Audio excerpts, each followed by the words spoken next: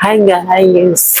For today's video ay mag-unbox tayo ng nabili ni Bulldog Samyang na noodles na isa sa pinakamaanghang kasi gusto kong i-challenge ng sarili ko na kumain ng Samyang. Hindi ko pa kasi na-try. So, kung kakayanin ko ba yung challenge, kaya yun, pagluluto ako. Actually, binili ko to 2 months ago kaso ang daming mga nangyari, mga naganap. So, ngayon lang.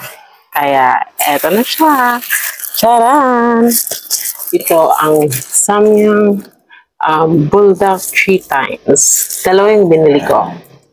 Tapos lalagyan ko ito ng mga toppings para naman kahit unhealthy siya, at least may mga healthy naman sa toppings, kahit toppings lang. Tara, buksan natin. Yan. Yan.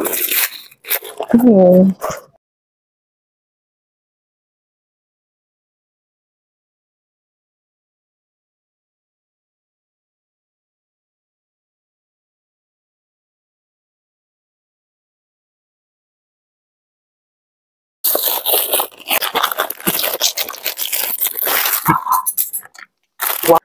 Ang laki ng noodles ko. Ayan. Diba? Tapos, may libre ka siyang chopstick. Samahan niyo ako sa aking pagmamahal. Sa pag-prepare, para ka lang nagluluto ng ordinary noodles. Sa mga noodles and spice lover dyan, sulit po ito kasi siksik po siya at malaki. Una muna, naglagay ang aking pamangkin ng tubig sa isang kasarola at nagpakulo ng tubig. Nang kumulo na, inilagay na niya ang noodles hanggang sa maluto. Nang maluto na, hinangon niya ang tubig para malagyan ng toyo na nasa loob mismo ng samyang. Pagkatapos, sinunod na ang ibang pang seasonings na magpapasarap at magpapaanghang sa ating samyang. Ang pamangkin ko nga ang nagluto kasi bantay ako sa tindahan. Ako lang ang kakain. Kaya nga, hindi niya alam kung ano ang gusto kong mangyari. Kaya ginawa niya, gumawa siya ng dalawang version.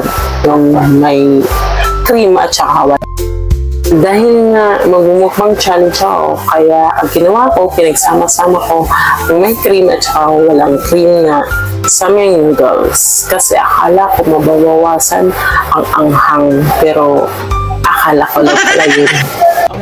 Kaya hanggang dito lang. Bye!